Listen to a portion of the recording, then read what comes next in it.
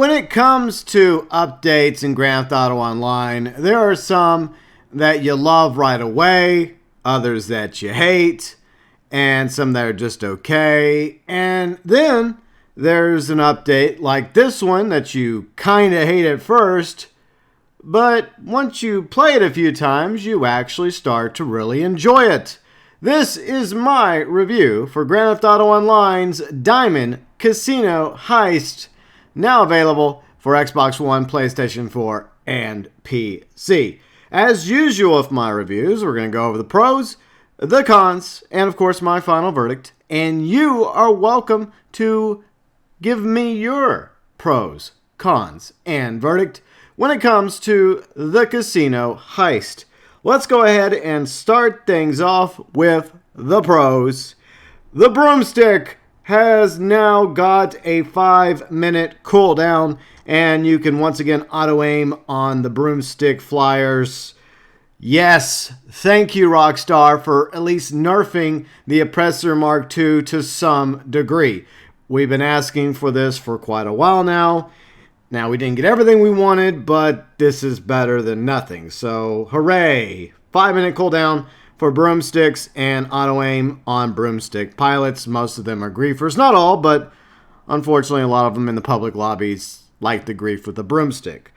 EOW nerfed. Easy way out kind of sort of nerfed as well. I guess that's a pro, even though griefers, tryhards have other ways of killing themselves with grenades and sticky bombs. Well, at least Rockstar tried in that regard. So let's move on to the Casino Heist itself. I just want to get those two pros out of the way because I think those are important for those of us who don't like being griefed by broomsticks or those who like to use easy way out whenever they're losing a fight because they care about that precious KD. Alright, so anyways, the Casino Heist itself is basically the sixth heist. So we have the original heist from back in the day, 2015. And ever since those 5 heists came out, we'd always wanted a continuation of those heists.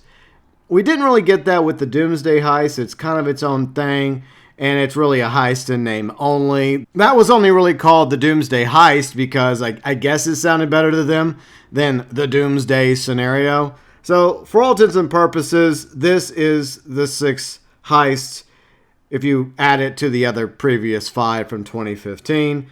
And it's definitely worth the wait. It's awesome. One single heist, but a lot of replayability to it. We also have the return of Lester. Now, one thing I did like about the Doomsday Heist that they've incorporated into Casino Heist is the option to play between 2 to 4 players. With the original heist, you had to play 4 players. And a lot of times that was kind of difficult, and you had to rely on a random. And sometimes that would work out. Most of the time it wouldn't. But with the Casino Heist, if it's just you and a friend, that's fine. You can do the setups together, and you can do the finale with just 2 players, or 3 players, or up to 4 players.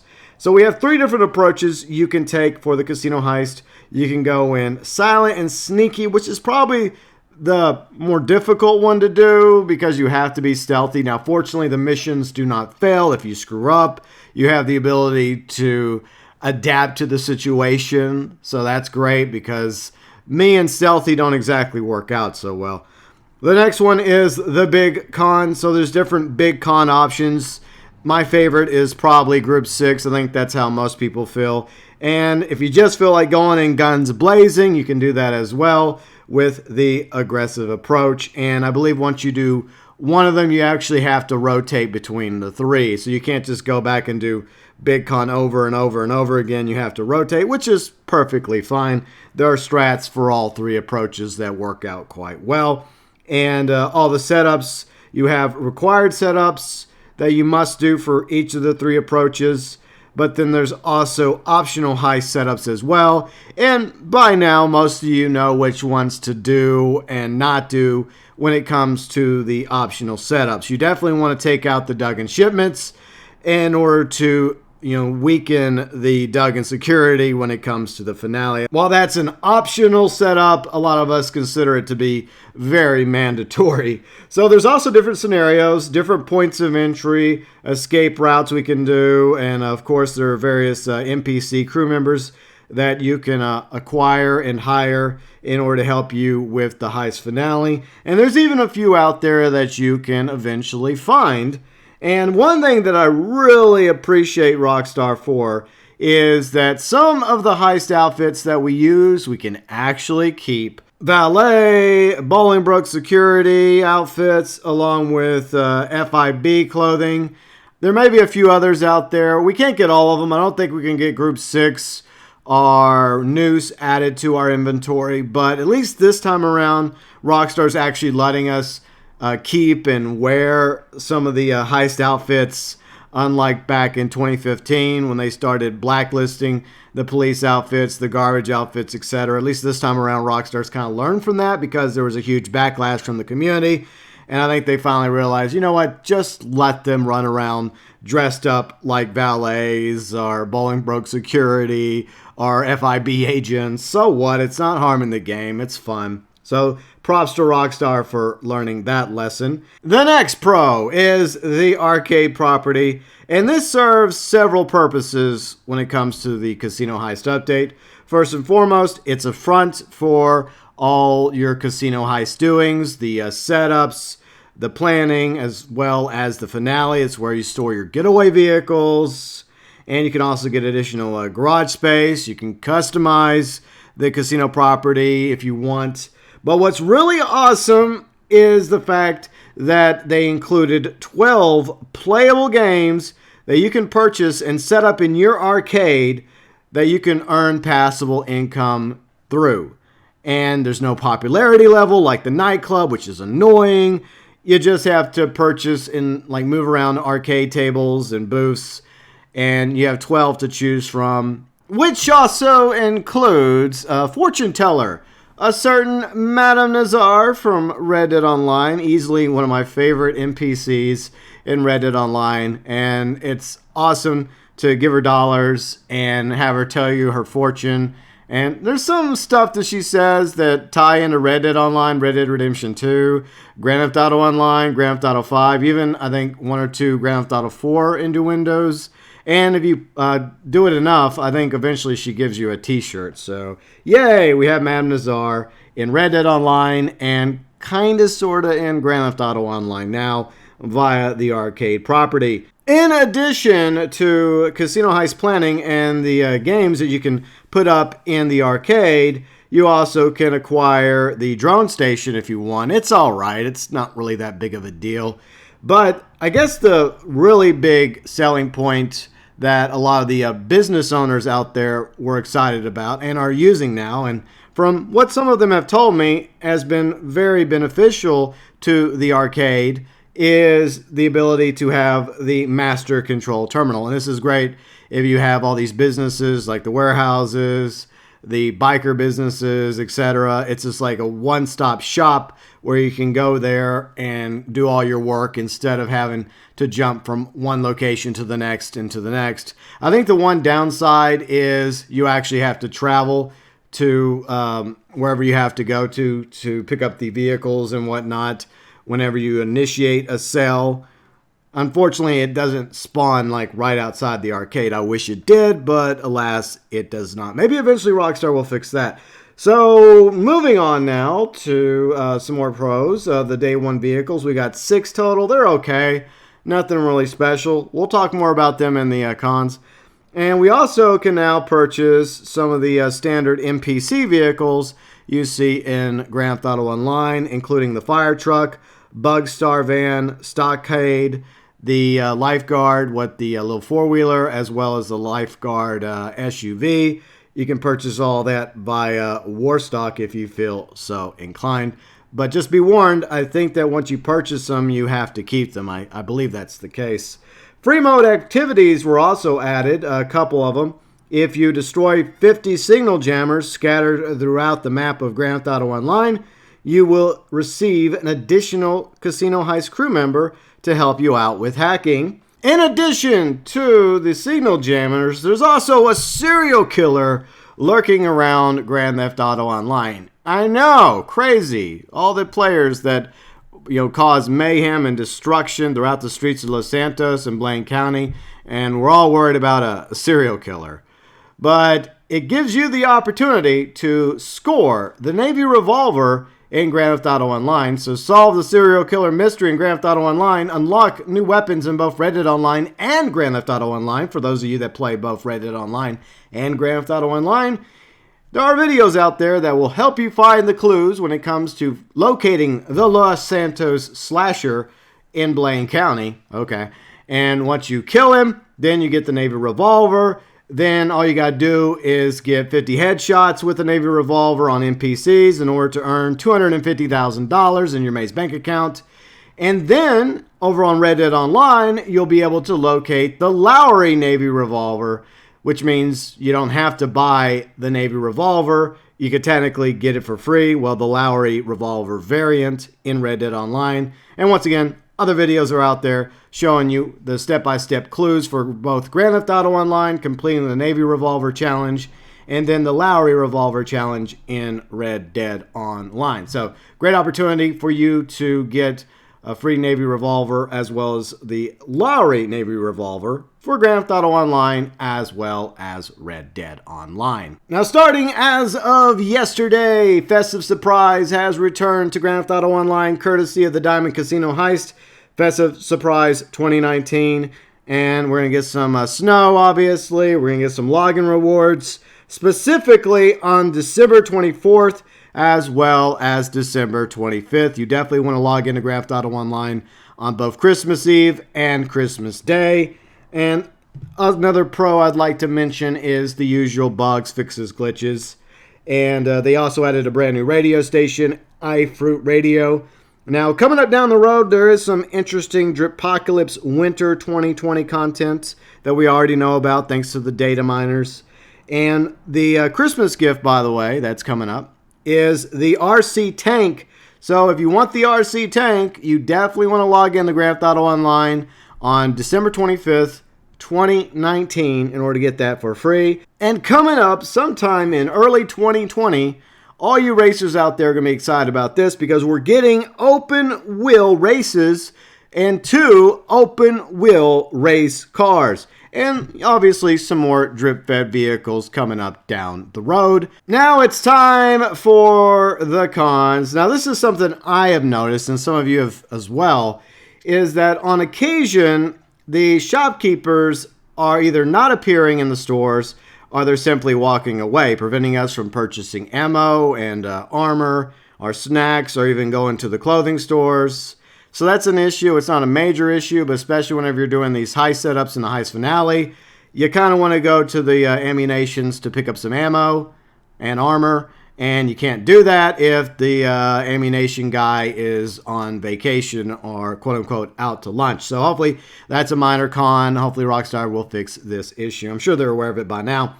The other con I want to bring up is the buy it now, trade in requirement. So with the original heist, we also had buy it now, trade in. The difference is it was all linear. So you had to do the setups as well as the heist finales in order, which meant that everybody would ultimately unlock all the heist vehicles, well, the trade-in versions of the heist vehicles, and you did not have to be the host in order to get that trade-in price, the discount. Unfortunately, from what I was told in Discord, apparently this has been an issue since the Doomsday Heist. I forgot about it, is that the host was the only one that got the discounted prices for the vehicles during the Doomsday Heist. I hope I mentioned that in that review video. Of course, like I mentioned, it was a few years back. But honestly, Rockstar, why did you do this? Because for one thing, the casino heist is not linear. You have mandatory set of missions that you can do, and then there are the optional ones, and then the getaway vehicle is not always the same, and it takes time to get all the getaway vehicles in order to get the discounts for all those getaway vehicles, not only for the day one vehicles, but the drip-fed vehicles. Some of them are also going to have the discount and the buy it now prices. And the fact that only hosts get that discount is, in my opinion, ridiculous. Especially most recently with the newest supercar added. The Faria, expensive as hell, at least $2 million 2.7 for the buy it now price, and it's not even a top tier supercar according to Bruffy. I just think that Rockstar should have done something about the trade-in value and allowed the entire crew members upon completion of the finale to receive the discount of that specific vehicle instead of just the host, which means it's going to take you even longer to get the discounted prices of all these vehicles, and you will have to be the host. So that's definitely a con in my opinion. Moving on to the next one, the ridiculous price tags for some of the quote-unquote NPC vehicles that we can now purchase through Warstock, like the fire truck. It's expensive for a fire truck. The Bugstar, the Stockade, yeah, a little pricey. Now, I think the Lifeguard SUV you technically can get for free if you have a friend that already has the Lifeguard SUV. Just drive it down the Vespucci Beach, and then some Lifeguard SUVs will spawn down there. And it'll technically only cost you like $100,000 for the insurance. So I guess if you want the Lifeguard SUV, okay, good. Much cheaper price. Now, the other issue I have revolves around Warstock itself. Now, this is nothing new, because Warstock should be for military and weaponized vehicles only. But unfortunately, we've had non-military weaponized vehicles on that website since the launch of the game back in October 2013. So it kind of sucks that we have non-weaponized military vehicles up there at the top of the website right now. And none of them are new, but hey, yay, you can purchase them if you want, even though you could just borrow a fire truck and just drive it around if you were in the mood for a fire truck. And that leads me to the next con. When it comes to a heist, I was actually expecting more militarized, weaponized vehicles because that seems to be the theme. Like in 2015, we got several militarized, weaponized vehicles, and Doomsday Heist, the same thing. And with the Diamond Casino update over the summer, we didn't really get any militarized, weaponized vehicles. So it's been kind of a drought period when it comes to these specific types of vehicles. Now, I didn't want something that was OP, like another broomstick, but I do like some militarized, weaponized vehicles. But with the Casino Heist update, even with the drip feed content, we did not receive a new attack helicopter or a new fighter jet, and no new aircraft at all. Not even like a civilian jet or plane or helicopter will be added courtesy of the Casino Heist, which in my opinion is a con because there's some pilots out there that have been wanting a new attack helicopter and or a new fighter jet or fighter plane. And I just feel like they could have added something in that capacity, but alas, they did not. Now, there are a few weaponized vehicles we're going to get. Like I mentioned, the RC tank coming up on Christmas Day. Be sure to log in on Grand Theft Auto Online in order to get that for free. And I think there's one or two more coming via the Drapocalypse Winter 2020. The next con is iFruit Radio. Now, I don't know the problem with the music at all. If you like that music, that's great. We all have different tastes, to each their own. I would say they could have come up with a cooler name than iFruit Radio, but that's a minor issue. My big problem here is that Rockstar added iFruit Radio to Grand Theft Auto 5 story, but they have yet to add any of the previous vehicles or weapons to Grand Theft Auto 5 story post Ill-Gotten Gains Part 2. That was the last time that not only that last gen Grand Theft Auto Online got content, it was also the last time that Grand Theft Auto 5 story got any vehicles or weapons, courtesy of updates. Until that point, Rockstar was also adding the vehicles and the weapons to Grand Theft Auto 5. Now, I realize Grand Theft Auto 5 has been out for a while now and people don't play it anymore, but it would have been cool still if Rockstar at the very least would add previous cars and weapons. Maybe not all of them, but at least the ones that you could get by the websites that you could customize at Los Santos Customs, and the weapons and ammunition. That would have been awesome. Even if they did like a 30-day period similar to the exclusive content, early access content for Red Dead Online, where some of that content is on PS4 first, then Xbox One and PC have to wait like 30 days to get that same content. Maybe they could do the same thing with some of the vehicles and some of the weapons they add to Grand Theft Auto Online, like a month later. Then eventually, players for Grand Theft Auto 5 story on PS4 and Xbox One could get that stuff too. But those on PC don't really care because they can mod all that stuff in a PC anyways. So at the end of the day, it's not really a major con. Speaking of Grand Theft Auto 5, there's been a bit of a debate for a while now about whether or not Grand Theft Auto Online is set currently before or after the events of Grand Theft Auto 5. And I've always been of the argument that we eventually got to the point where it's post Grand Theft Auto 5 story. Some people have debated me on that, but Lester basically confirms that the events of Grand Theft Auto Online now are post Grand Theft Auto 5. He even mentions the Union Depository job. But the problem here is near the end of the Casino Heist finale, he talks about how the Casino Heist finale is the biggest heist in Grand Theft Auto history, or in history of this world. But that's not true, because the big score at the end of Grand Theft Auto 5 story was far bigger, with a sum total of hundreds of millions of dollars stolen by Michael, Trevor, and Franklin, and Lester, and the others from the Union Depository. Way bigger heist and score than the casino heist. So, writers of Grand Theft Auto Online, kind of a continuity error there. And in my opinion, it's a con. The final con I want to bring up is the story could have been a little bit better. I mean, Vincent comes back, but I feel like Vincent deserved a little bit more than what he gets, but at least it's nice to see Vincent again. He gets a little vengeance and redemption, I suppose. It could have been more. But the truth is, I wasn't really a fan of the Diamond Casino story arc either. But at least everyone's able to play the Casino Heist, unlike, well, the games at the Diamond Casino, which is restricted in a lot of countries. So at least in this case, Grand Theft Auto Online players from around the world can actually enjoy the Diamond Casino Heist. And the final con, Jimmy. Really? You had to add him to the arcade? I mean, can't we call up Michael or Amanda and say, hey, could you come pick up your kid? We don't want him in our arcade. At least all he does is either sits around on the couch, playing on his phone or drinking a beer. It's not like he's really causing any issues, but, he's also loitering, which is a crime in the city of Los Santos. So, Jimmy, get the hell out of my arcade.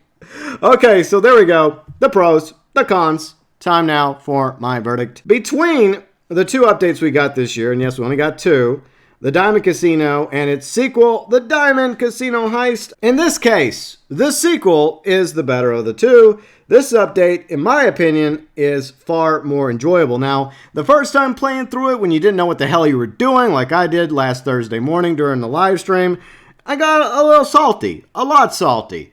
But after playing it a few times with some friends, it's been a lot more fun. I like the replayability. I like the fact that we have arcades and there's actually a variety of games to choose from and play in the arcades. Plus, you can go play in your friends' arcades as well. We have the Master Control Terminal for a lot of you that are into grinding the businesses. That's going to be a big help.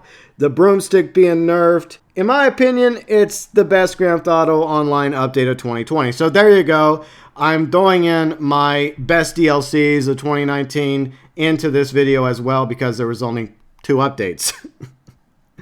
But it's not too difficult. I say the Casino Heist is better, in my opinion, than the Diamond Casino update was. I just wish that Rockstar would allow the whole crew to get the vehicle discounts. I mean, that was definitely a con in my opinion. I wish that was the case, but it's not.